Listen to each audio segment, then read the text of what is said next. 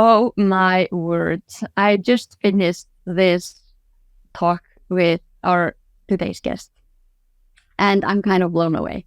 I can't wait for you to dive into this episode with Ragga Nagli. She joined in for the hot seat to talk about something that was maybe a little bit uncomfortable for her because a lot of us are experiencing a lot of shame around this topic.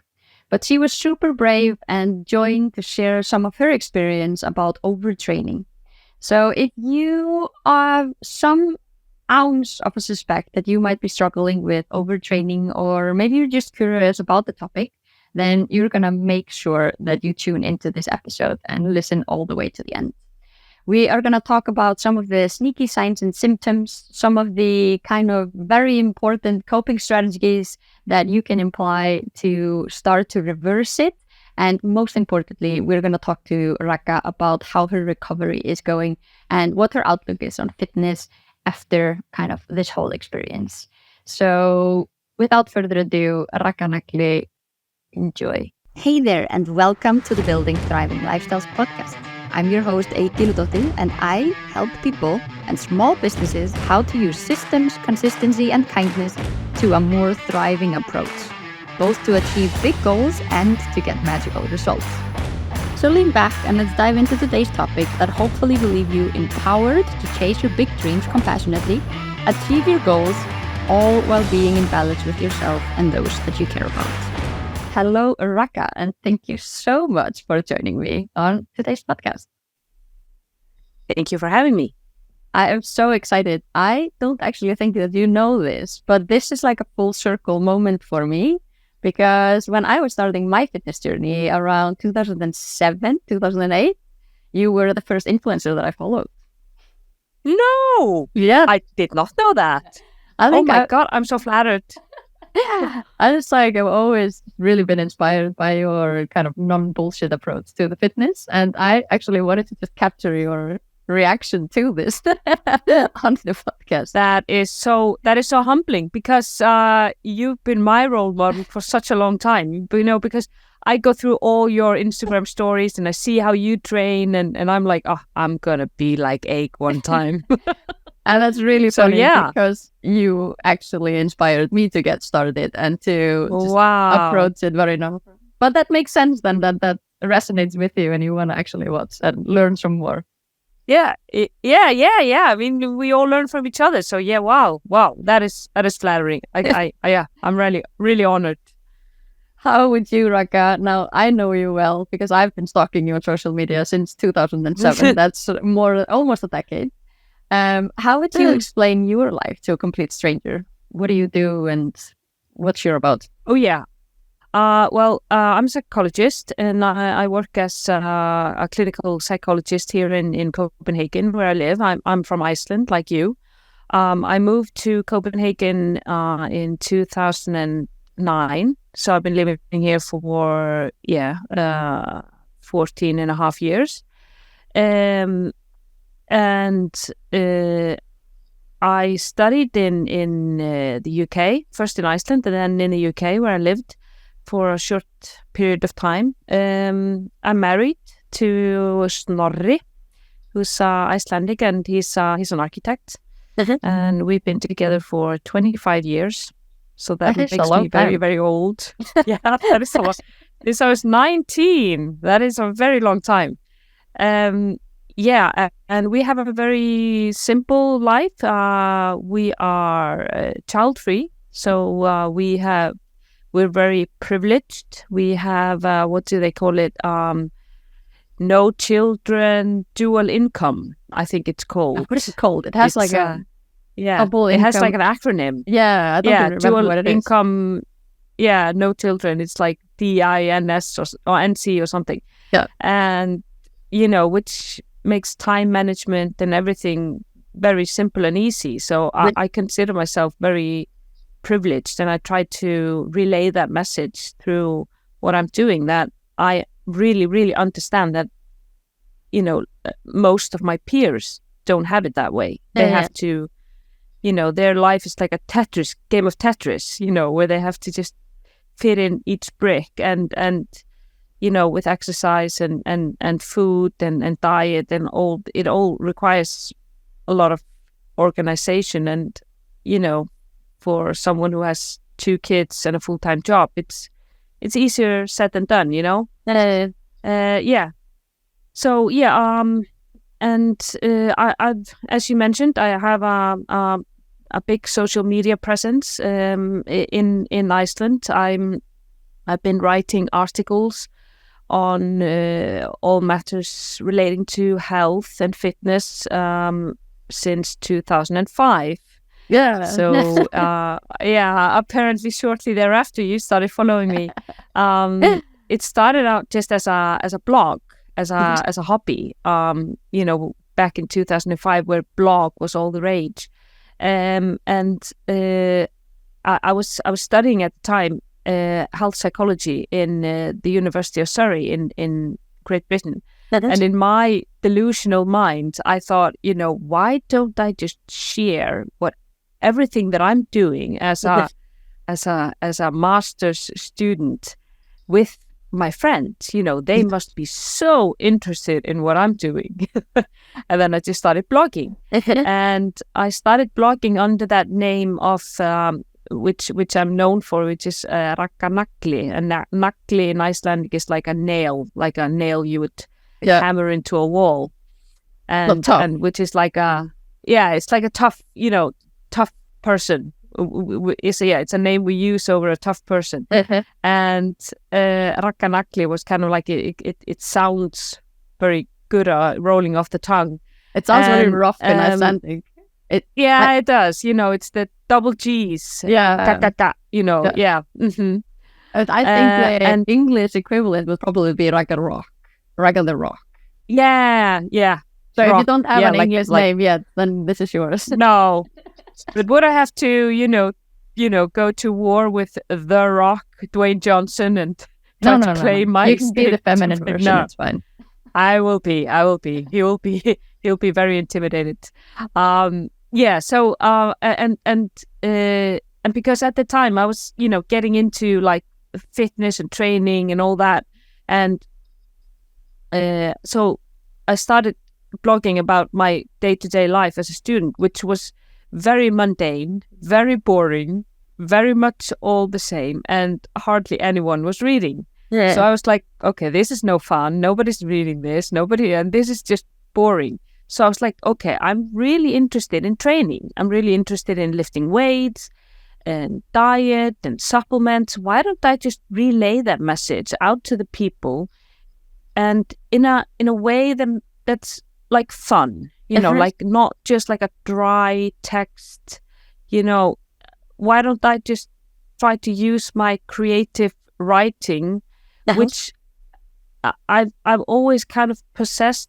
I used to write poems as a child. I was a very I can write. I cannot do math to save my life, but I can write. So I was like, okay, let's just use that talent to some good and be useful to the world. So I just started writing text, and all of a sudden I got some following, and from that it just kind of grew and grew, and that that just kind of encourages you to write more, and from there I just grew on to like a bigger presence on the internet, writing articles at first, and then came Facebook and then Instagram, and those are the kind of only the 2 mediums that I've chosen, because I'm believe you me, I'm no TikTok person. I haven't even got a TikTok account. No, I'm too old for that, and it just I'm not gonna dance for anybody. So I just kind of try and stick to what I'm good at, which is just writing texts, and Facebook is the best medium for me. So and Instagram, which I try to do in English, but I can't really get to that level of like wittiness in English as I can in my own language, of course. Yeah, so that's basically what I am, and I do lectures, I do seminars on all sorts of topics related to health, how to integrate health behaviors into your life, how to make health habits stick, how can we use the the science of habit formation to our advantage, and try to create an environment that supports our health habits. I also do lectures on mindful eating. That has been a real passion of mine, to slow down, enjoy our eating, and also understand why we eat, and why we take some decisions that are not in our best interest and do not align with our values at times. And then also on stress, which is a topic that I've been really interested in. Burnout, all sorts of burnout, like burnout from work, and also burnout from training, which I know that you're quite interested in. So I mean, I'm interested in all of it. So which road do you want to go down? No, you have recently gone through a little bit of like a mindset set shift when it comes to training, where you kind of have completely turned around the way that you thought that you should be doing things and the way that you're currently doing things.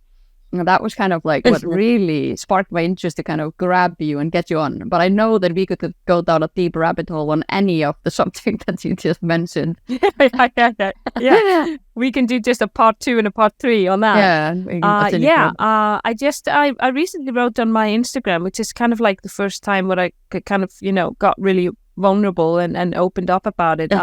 Some of my struggles that I've had recently, and it's kind of been a little bit of a journey in that direction. I've always I've loved training since the first time I stepped into a gym in 1998, I think. Before that, I was just a typical teenager, 15, 16, 17, 18-year-old, where I was just, drinking and smoking, and, couldn't care less about how I looked or training. I was like, what is that? And I remember in high school, I was supposed to do a test running 2 laps around the pond that we have downtown. It's a small little pond that we have in downtown Reykjavik, and it took me 15 minutes. And I mean, seriously, I think I just had bronchitis afterwards. I really had to just lie down. I was purple in my face for like 2 days. So that's the level of fitness that I had in high school. But then I started training in when I was like 19 and started lifting weights. And there I was like, hey, this is fun. I like this. I started, I'm a bit of a tomboy. I have a lot of male friends. I like, being surrounded by men. There's less drama with men, and they dragged me into the weight room. They were like, why are you always on a treadmill? Come and lift weight with us. And that's what I did, and I was strong, and I was a stocky child, so I was strong, and I was like, I'm good at this, I can do this. Whereas the running and all that was all it's a struggle, because I was heavy and I was out of shape. So that's where I fell in love with the gym, was through weight training and kind of like bodybuilding type training, and that's what I did for a number of years. I had a personal trainer for 8 years. He was in Canada, and he really shaped how I kind of approach training and eating and all that. And then from there, I kind of got, sucked into the whole CrossFit thing. And I thought that was so cool. And I could not, for the life of me, do a lot of those things. Like, toes to bar. I was just hanging there like some old piece of sock on a floating in the wind.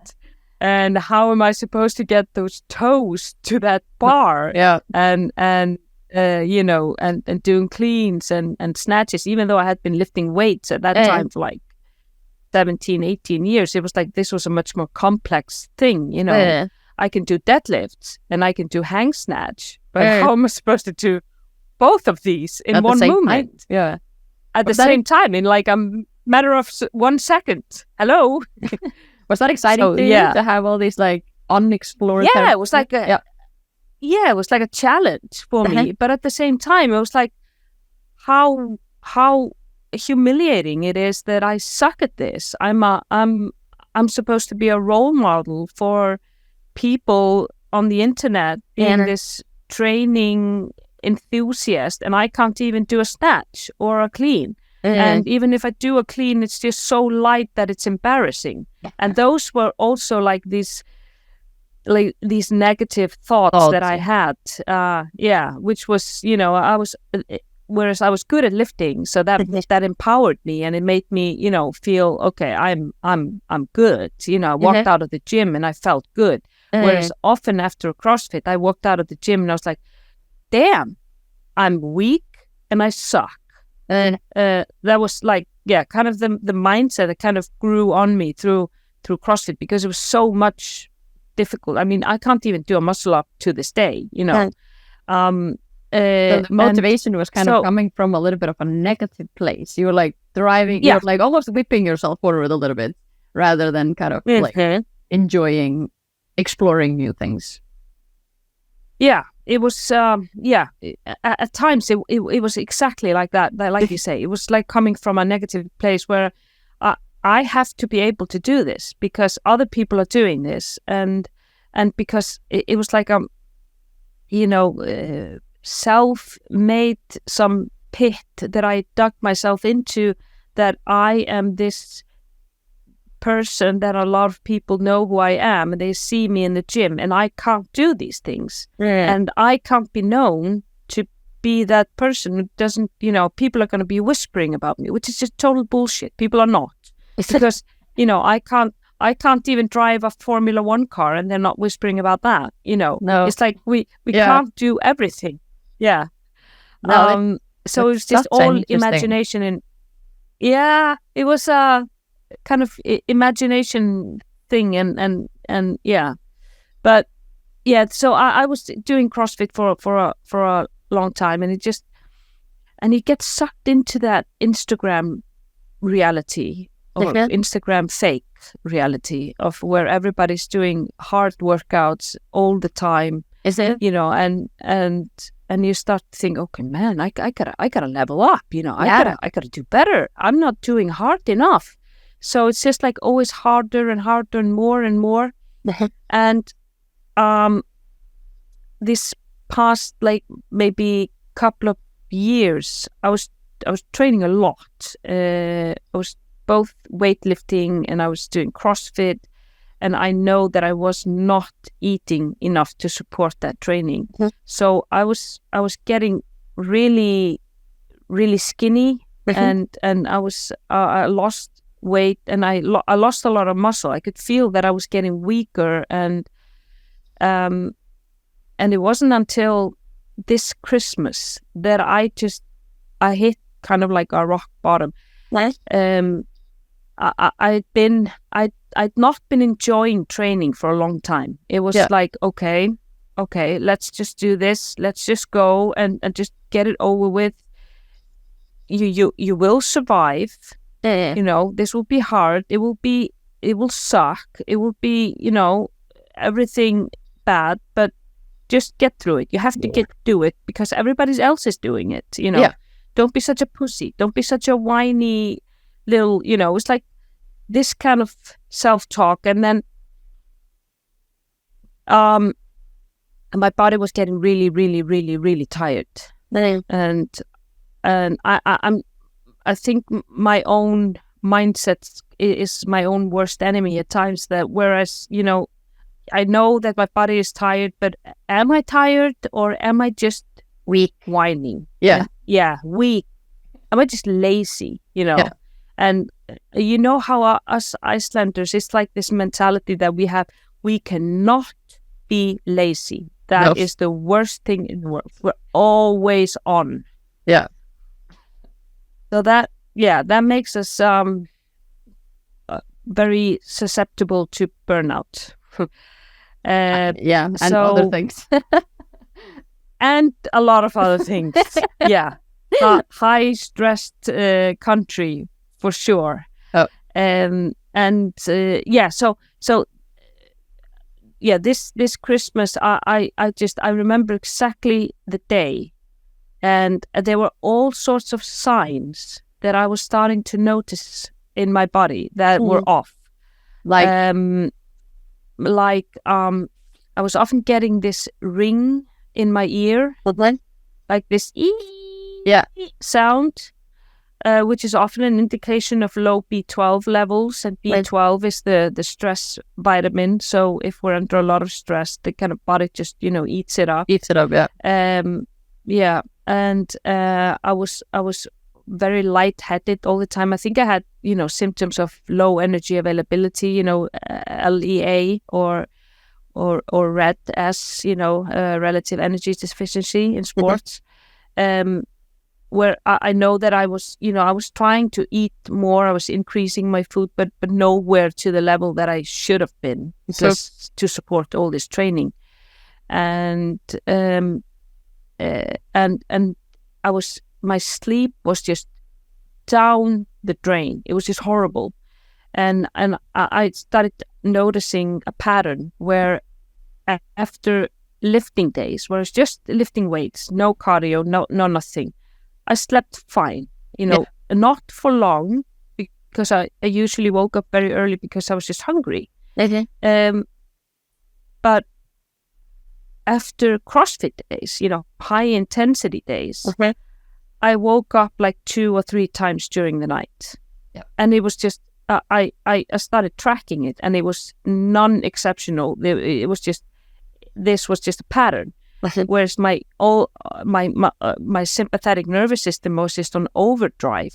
When my cortisol levels were just all over the place. And one thing that kind of confirmed, and it was like I had this high heartbeat, heart palpitations through the night. And one thing that kind of confirmed, because this was all like symptoms that I was experiencing.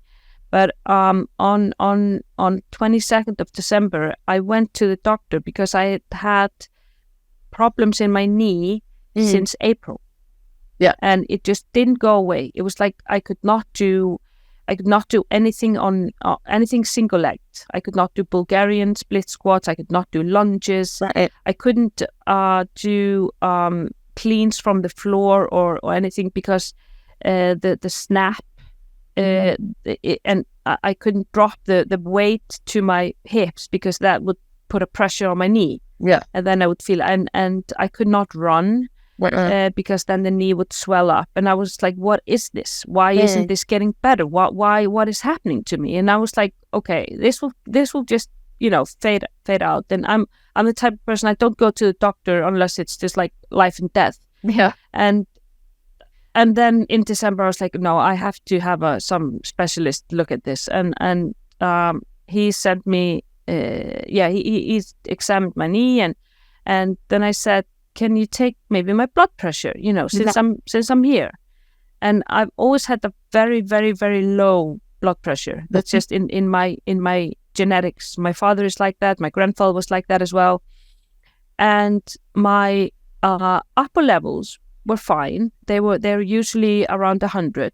So they were around 100. My lower levels, which is my diastolic blood pressure, is usually around 50. But there it was 75, which is the highest I've ever seen. And I was like, this is off. This is not me. These numbers are. And I went online and searched diastolic. Is it related to overtraining? And there were some studies that supported that overtraining increases diastolic blood pressure. And all of this just confirmed what I had been experiencing. And then there was this one thing more, which is my lower back. My lower back was just blowing out again and again and again and again. It's like I was doing deads, or I was doing some CrossFit workout where they had maybe snatches, and I used to snatch or clean from platforms because I was so afraid to blow my back. But still, there was it happened like every 2 or 3 months, where I would just get like this kind of like it was like somebody had just whipped me with like some kind of whip, like you use on horses, just straight to my back. And it was just me like 5-6 weeks where I had to just adjust my training. And this was just happening again and again and again. I was just so tired of it. And to the point where sometimes I couldn't even sit. Remember I was at the movies. I was sitting on the floor at the movies. I was lying on my stomach when I was watching TV because I couldn't sit upright. It was just horrible. Yeah. And all of these little nags and things that were just happening again and again. It was like there was no recovery in my body. And it was just, and I was like, okay, this is just not working. And I was starting to hate training. I hated and this the is gym. like over a long time where all of this is kind of This is a long time. Yeah. So you're this always is over getting kind like of these symptoms, and there's more adding to the list. And do you remember what your thought process was like during that? Like you were adding another symptom to the list. Were you like, no, I just have to train harder? Or like, what were you thinking in those kind of? Yeah. Good question. That was definitely my mindset. Okay, don't be so weak. Just train harder. Maybe try to strengthen the core. Do some more core work. Yeah. Do some more lower back work. Do some more balance work. Do something more. Yeah. That was always the more. thing. There's always more. There's something that you're not doing. Maybe it's just something that you are doing too much. Yeah. I should have thought that. Do less. Please, woman, do less. Yeah. Yeah. I mean, you can be smart in hindsight. Yeah, I know. Yeah. But fortunately, there was some ounce of a little, some small unit of sensibility that came into my mind on the 23rd of December that said, no, stop now, woman. Yeah.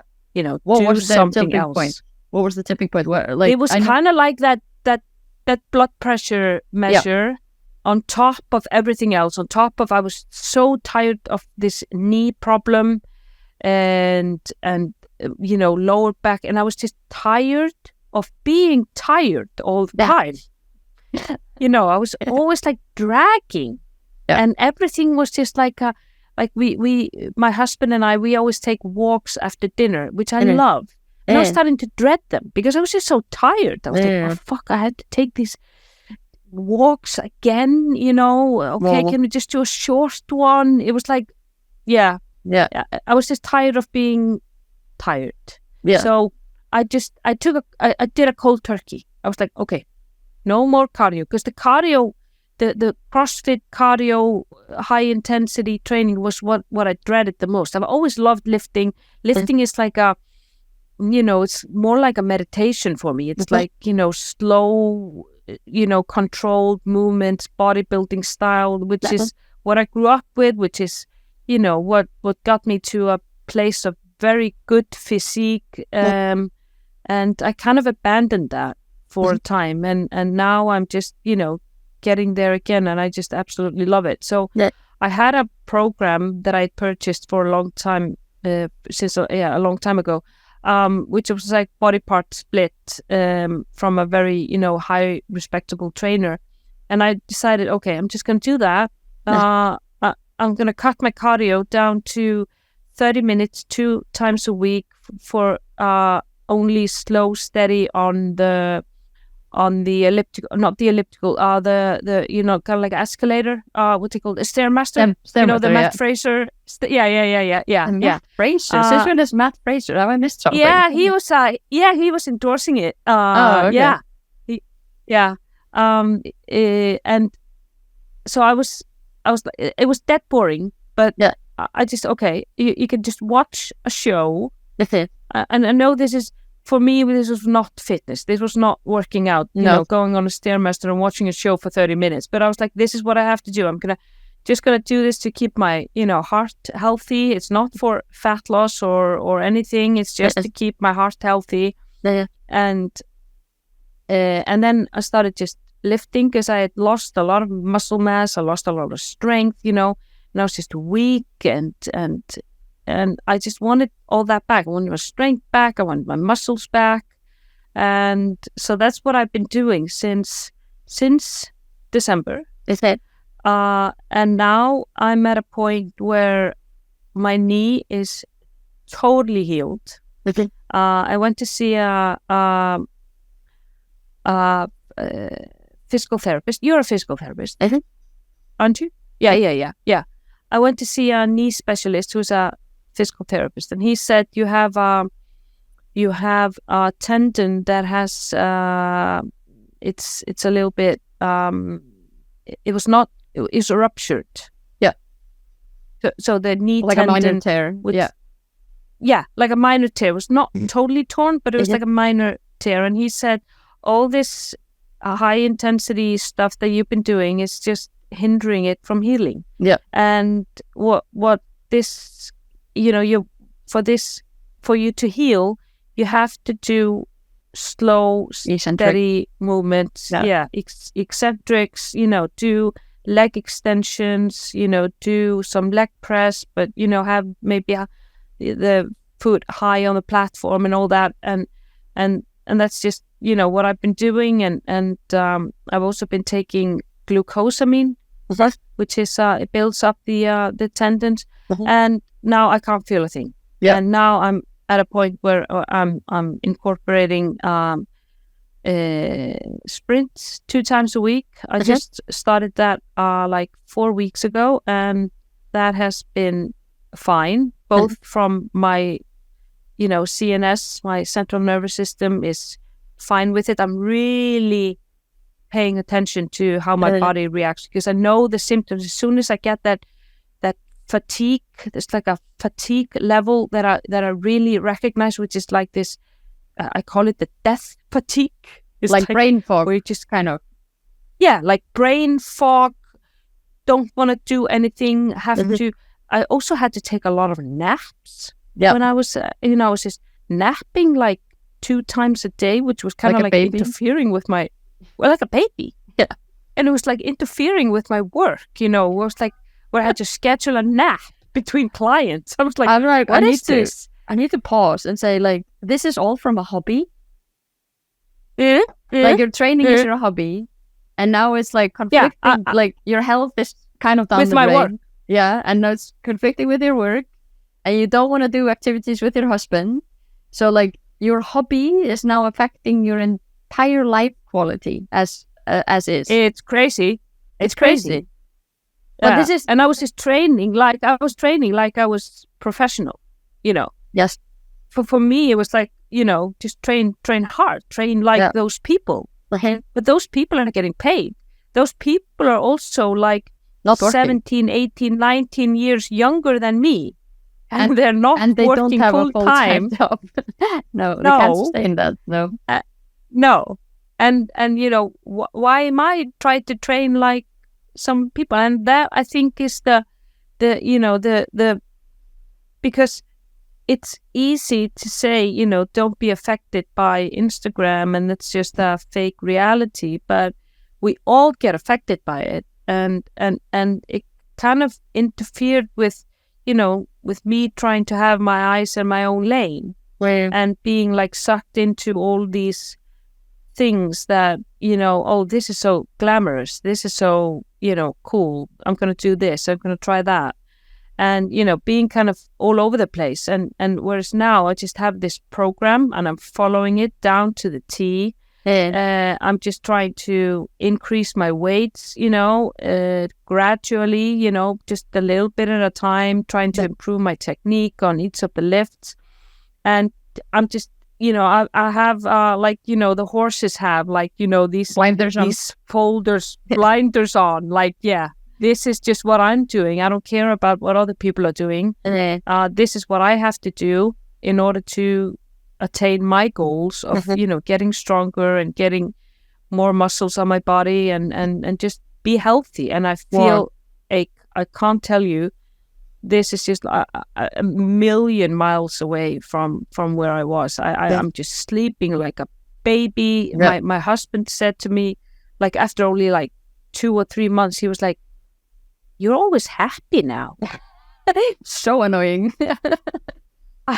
I was like, yeah, it's true.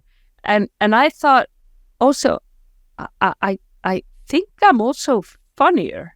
Yeah. Because my mind was all of a sudden very sharp. Yeah. It's like witty, and I could just, whereas I had this brain fog fatigue hanging over me for such a long time.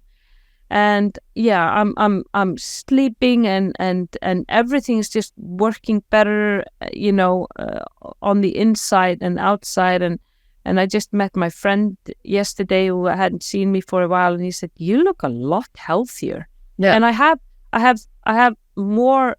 I mean, I probably weigh like 10 kilos more than I did.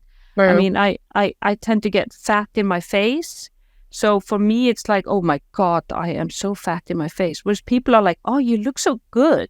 Yeah. And I think it's because, I don't have as much, wrinkles, which come when you lose fat in the face. And yeah. So, and I'm just probably glowing more, even though, all I see is just like these humongous cheeks that I want to get rid of. But for other people, it's like, yeah, you look healthy now. And to be like this, have this like really skinny face it's not healthy. It's not the look of health. No, it's like everyone wants a six-pack, but no one wants the wrinkles that come along with it. Because when you can see your six-pack, you're also going to be like sorry for the analogy, but like a starved African child with like really sucked-in cheeks and wrinkles around your eyes, because the fat is there too. I know the fat goes off everywhere. It's not like, I am going to have a six-pack and a very wrinkle-free face. It's just that's not how it goes. Well, it's right. So, you're absolutely right. For some people, but we're not encouraging that.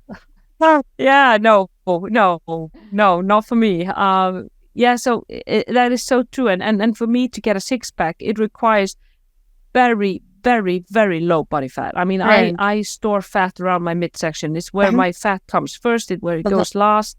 And I have to go all in. And that means that just too low.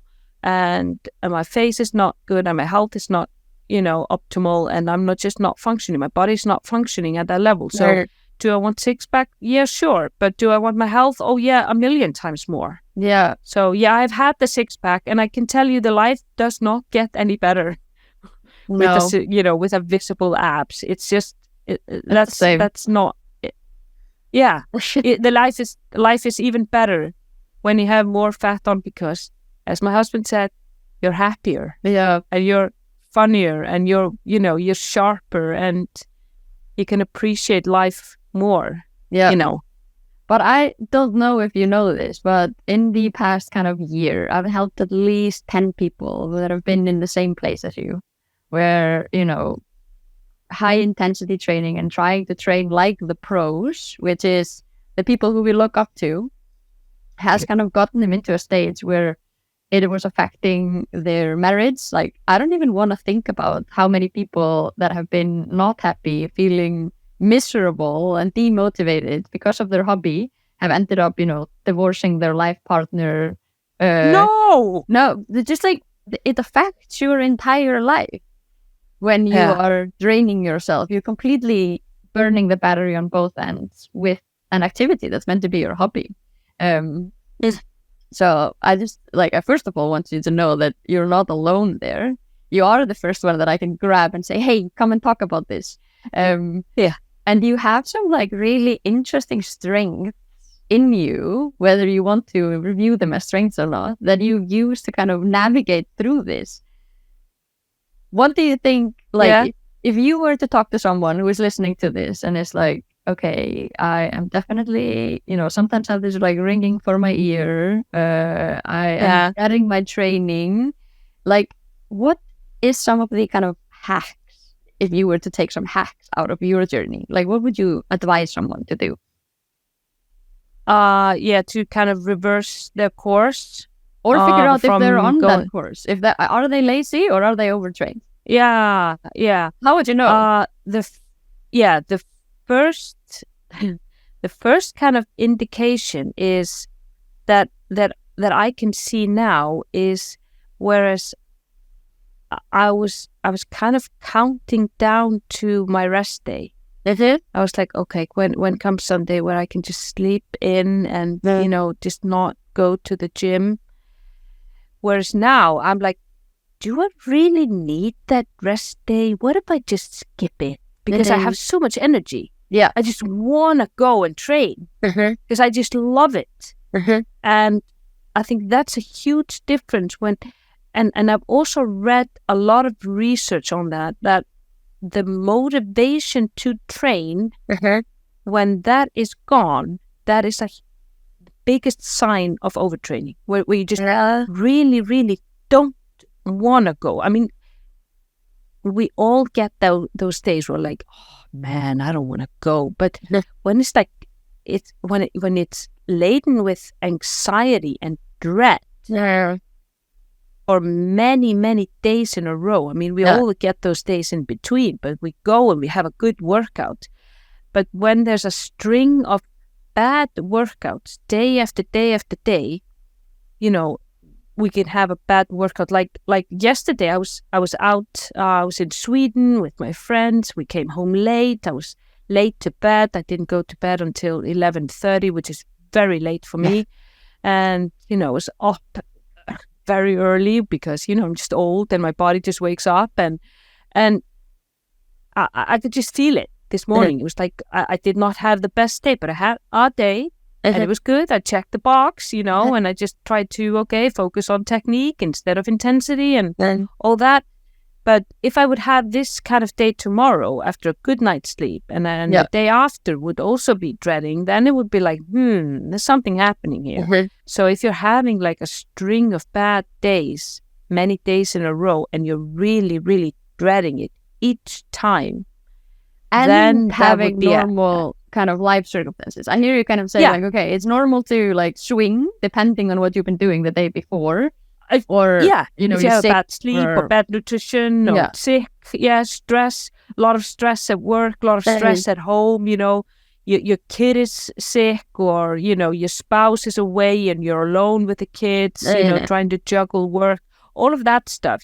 Don't expect a PR and every day is going to be like dancing on roses, but when things are normal, then when things are normal, be feeling and you should be feeling motivated at least 80-90% of the time, even if there come days in between where you're not motivated but you go anyway. So that's kind of my what is laziness and what is just a sign of overtraining or overreaching. I really hear you saying as well, like it's some kind of like a journaling or keeping track, like you are somehow keeping a score, like, and what helped you was that you were like noting down, no, I did this today, my sleep was like this, I did this today, then my workout was like this. So you're kind of like, some kind of a journal or something like that you use to kind of navigate where you're at. Tracking and seeing what's a cause and effect, and is there a correlation between the two, and also when the sleep goes off, it's a sign of a high stress, and it could be maybe it's work. Is work very stressful? If it's just moderate, work is okay, the kids are fine, my marriage is fine, but I'm training really, really hard. Okay, then the training might be affecting your sleep, and that might be a sign of overtraining. And when your sleep goes off, your training goes off, and it kind of becomes like this vicious cycle. So tracking is it's an excellent tool. I mean, we track all sorts of things. We track our bank account. We keep. I mean, some do score. Yeah, they should. They should if they want to have some money. So we find that quite quite normal that, you know, you have this, you know, bank statement that tells you how much you're spending. But sometimes, or most of the time, we're not even tracking neither our food or our sleep. So, you know, so really start to pay because attention. a lot of people have all these wearables and they have the Whoop on Yeah. one arm and the other one on the other one. And then, you know, they're red all the time on the Whoop. And then they're like, you know, it's also like listening to what your body is telling you, I think, almost. Yeah, you know your body best. So, Yes. yeah, that is also, yeah. But I think it's very That's a huge interesting, though, what you mentioned is that you needed hardcore biomarker measurements to take it seriously. You needed to see that there was a change that was going in a direction that was not right. Like, yeah, the blood feeling pressure wasn't measure. valid. Yeah, it was the blood pressure measurement where you were like, okay, this is real. Yeah, that was kind of like it was like a confirmation of all my suspicion. It was like a hard data that supported my theory that had been luring in my mind. You know, you might be overtraining. You're probably overtraining. But then you kind of look at it from you know, some biased view. And you're like, but it's only 6 times a week. It's not as if I'm going twice a day. And it's like, you have this weird standards where it's like, is it that much? Or are you just a, you know, whining asshole? You know, but, you know, I tried to, you know, I did twice a day when I was competing in some physique competition back in 2007. And that I will never, ever, ever do again. No. Ever. No, it was not for me. I have to ask to go why. in twice a day. I have to ask why. I'm not saying you should. I'm just like curious. No, it was just too much of because training for me is something that I love doing. And when I had to go in twice a day, it was the second session was too much of a drag and a chore because I'd already been there. I've already done something. I checked that box. And now I have to go again, and I have to go at a time where I'm not at my best because I'm not very good later in the day. Afternoon, yeah. My energy levels are down. You know, I've been at work, and you know, I have my makeup on, and I'm just in a completely different mindset. And now I have to shift mindset, go into the gym. It's crowded, it's warm. You know, I can't get every equipment. I'm frustrated. I'm hungry. I want to go home. You know, it's like all these things. It was like, it was not a good experience. It was not a positive experience. No. Whereas if I go twice now, I sometimes go swimming in the afternoon. That's like a different movement. It's a different environment. It's a different outfit. Yeah, you know, different outfit. That's true. It's a totally different crowd. It's cool. It's wet. It's like something totally different, and I like that. Or I would go out running. You know, but to go into the gym twice a day for me, it's not. It takes the enjoyment level. Totally. Totally. I mean, I get it if people are, you know, competing or, you know, you have to do it. You know, I did it for a time just because I was competing and I had to do it. But it just, for me, it gets too much. It takes up too much of my day because, you know, I want to go into the gym. Then I just want to be some other person and do something else.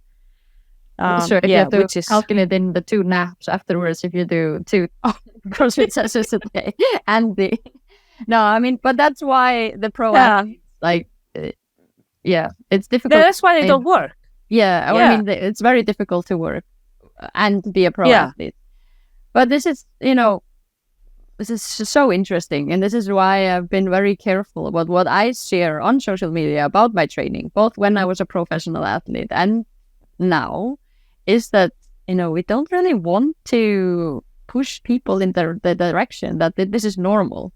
Because, like, pro athletes have a completely different set of priorities and life circumstances. Like, you have to hack your lifestyle to be able to do this. And this is not the right thing for everyone. No, it's true. Do you have personal experience of overtraining? Yeah. Okay. Complete And have you crash and burnout with overtraining. So like I completely know that it's there, but for different reasons though. Okay. Was that in competition or? So my kind of burnout stuff was more that like my external life circumstances just became more stressful, like kind of not overnight, but over a very short period of time. So that my recovery was not actually supporting the levels of training that I was doing. So, you know, whereas you kind of like, different, like I was used to sustaining this amount of volume of training and I was recovering from it. And then external things happened, which kind of just filled the stress bucket all the way to the top. And then there was no room anymore for the training stress in the stress bucket. Yeah. So therefore, my kind of overtraining story was, I was still doing the same amount of volume. I'd not added anything. The only thing I'd added was a horrible breakup and a big relocation into the mix, which then kind of sent me over the edge. But yeah, too late to recognize that was what was happening. I just thought it was, like you, whining, and I should just push a little bit harder and add on one more session and do those squats, even though, I couldn't really do the percentages, just do them anyways, because there was a competition upcoming. So definitely also in that overtraining bucket as well. Yeah. Yeah. And as you say, you suffer a life-changing, a bit of a, trauma. I mean, a breakup is a huge life-changing circumstances. And if you have to deal with that and your stress levels are already very high and you added stressor from the training on top of that, there's no recovery left. So yeah. But so I think you can totally relate to your clients. Yeah, absolutely. And this is the thing that kind of like, you say, oh, I was just training 6 times a week. But it doesn't really matter if you were training 10 times a week, as I was doing at that time. Or you're training 3 times a week. If someone that's, listening is wondering if they have overtraining syndrome. And they're just like, no, I can't have overtraining. I'm only training 4 times a week. But if you're sleeping for 3 hours a night, because your kids are up for nursing every hour and you are worrying about finances because you have one spouse that's working and the other one not, or whatever the situation might be. If you run your own business and you answer emails and take phone calls all day, every day, if your stress buckets are full, your stress buckets are full, and then there's nothing else to add into them. So no, there's no room for the recovery from the training. Yeah. And as you say, I mean, you could be training 3 times a week, but what does that look like? Are you doing Murph 3 times a week? Exactly. Or are you just doing, 20 minutes of soft yoga? It's like, what are you doing when you're in there? And that's a huge factor. I mean, you could be training 3 times a week, but you could still be overtraining. Yeah. But I mean, I've used this, tracking. Like, am I motivated to go to the gym? Just like you mentioned. I also use some hardcore biomarkers. So I track my resting heart rate and so on. So when I was doing my relocation back to Iceland right now, I toned down my training to 3 times a week slow strength training. And I did that for almost 6 months because there was no way that I was going to be doing high intensity training while also having the relocation company on one side and Iceland immigration for my dog and my boyfriend on the other line. Like, that's just not sustainable. So, I'm trying to motivate and inspire people to take into consideration what's your life circumstances. Like, does your current life stress support that you do some high intensity training right now? Or should you maybe do it once a week or swap it out for the Stairmaster for now? Yeah. I mean, and also just, doing like, periodization with your training where, you do like most athletes do, like bodybuilders do. They have an off season where they focus on getting bigger and stronger. CrossFit, though. Yeah, it's a very short one.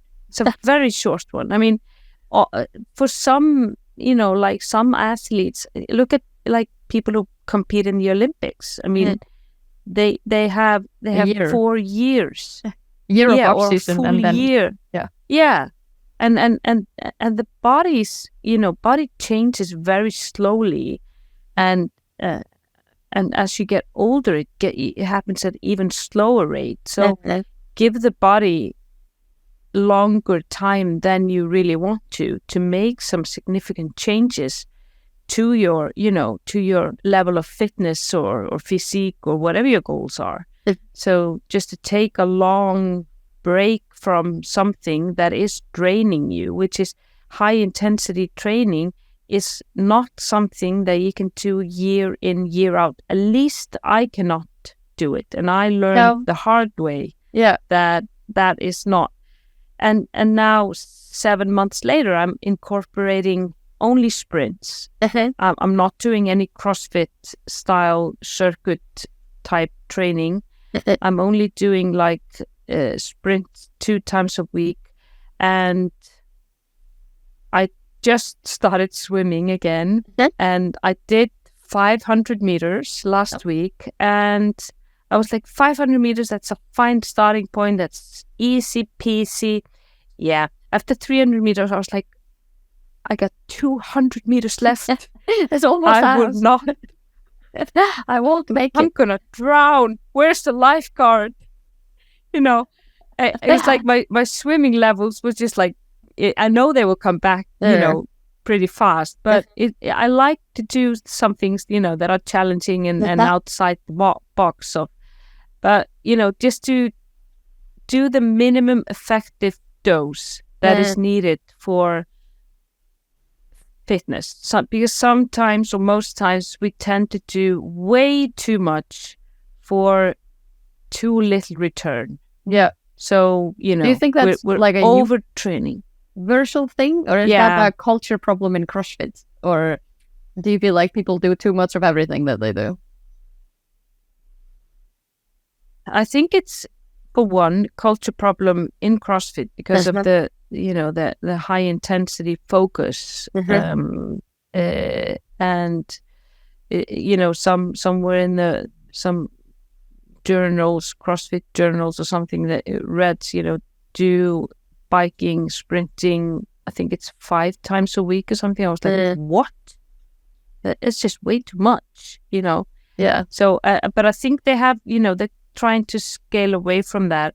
But I think the focus should be more on like what is happening at the affiliate levels. What are just the normal people doing that just come in and out? We get exposed to so much of the sports side of it. The CrossFit Games, the semifinals, the quarterfinals. The high level athletes, and my husband sometimes goes and plays football with his friends. They're not doing it at the level like the Liverpool players are doing, No. So if that was the level that everybody was trying to reach, it would just be injuries upon injuries, So, so we have to kind of like, scale it down. And I also think it's a cultural issue with, just Icelandic people in general. I think we are just, we are Vikings. We are tough people, So we're used to, battling the weather and everything, and then we're not going to let anything stop us, and we're always going to be like, this really hardcore people. And sometimes that just, bites us in the butt, which happened to me. Yeah. And definitely a lot of other people, and happened to you as well. So all kinds of nationalities. That is, we have Egyptian in the mix, Indian. As I've just been working in Dubai for the past couple of years, this is not isolated and only for Icelandic people. No, it's not an Icelandic problem, unless we have like migrated our Viking genes everywhere else as well, which is possible. Which leads me to believe it's more like a culture problem. And like you said, inside, like something between the sport and the influencers that are athletes, and some kind of a mismatch between expectations. Do you have Yeah, one? So and also maybe, yeah. no, go. What's that? Go. I was just thinking maybe also Instagram is adding to it, because it's probably not just in CrossFit. It's just we're seeing all these people training now. We have insight into what everybody is doing, and they all only show us, you know, the good days highlights. and when they're sprinting fast and when they're jumping and, you know, doing all these Instagram, you know, things that tend, you know, I agree with you so much, but I know what you mean. Yeah, it's because it's not stuff. Instagram. Yeah, it's the flashy stuff. It's not flashy to go in like I do on Sundays. I just take my I have, you know, all types of size of balls, you know, like for the fascia release, and it's just like very slow. I'm just there for an hour and a half, and I'm only just doing fascia release. Yeah, nobody's gonna watch that on Instagram. It's like, you know, it's like watching paint to dry. You know, it's like So, yeah. But they're gonna watch me do burpee box jump overs. You know, that is fun. That's flashy. Exciting. Yeah. So it's exciting. Yeah. So yeah. Would you consider bringing some CrossFit back into your life at some kind of a moderate level, or are you off of, or what are your thoughts on future pacing? For sure. For sure, but I will do it in a different manner. I will do it more like I did back in the days where I had one CrossFit per week. I had my cardio was you know, some kind of sprints where it was on the rower, on the assault bike, or the treadmill, and then one like CrossFit session. And now, because I'm doing so much weightlifting, I don't think that I will do any Olympic lifts or like only like light ones, but more focus on, you know, core movements like kettlebell swings and wall balls and like, you know, lighter weight stuff, but something that requires more like coordination and you know, multi-joint. Yeah, skills. Yeah, toes to bar, and, you know, burpee box jump overs and all that stuff. But once a week, I will definitely incorporate that in, like, you know, the near future, maybe in like 2 months time. Yeah. But I just right now I'm just really taking it, you know, incorporating things very slow, listening to my body. How does that feel this week? Yep, this week is fine. I'm good. I'm good after this. I'm good the day after. Yes, I have, you know, good energy levels for my next training session. Okay, let's get going. And then, okay, so let's, you know, take in one swimming lesson, you know, and how was that? That was fine. Okay, this week was fine. Next week was also fine, you know. And it's like I'm just doing it really, really slowly, where I'm just listening to my body and how it responds and how it reacts. And if I get a day where I get the death fatigue, then it's like, okay, I need another rest day. I need to scale back on something. Something is too much. Yeah. So, but that hasn't happened, you know, now for the last 5 or 6 months. So knock on wood. Yeah. But I really noticed that, you know, my weight, it just, you know, I kind of just like blew up, and then I went back down and blew up. It's kind of like my weight was all over the place, and it was like my body was just responding in a really weird manner for me, just training less intense and eating more. It was kind of like, you know, taking those calories, storing them as fat, you know, getting really bloated and then not bloated, and it was like it's kind of like been balancing itself, and now I feel that I'm acquiring that balance, you know, really nicely. But it took like 5 or 6 months for me to So for a long time I was only wearing like, you know, my training leggings. I was like, okay, nothing fits. All right, we're gonna have to review I tried this. to keep. But, you know, it's like keeping a positive mindset. You know, this this is a phase. We have to go through this. My body is just reacting to something. It's just been underfed and overtrained for a long time. So how could you keep your sure. head cool through a 6-month process? Do you talk about this with someone? Do you have a coach that helps you with kind of keeping on track with this? Like, this sounds like a monumental thing to do on your own. Yeah.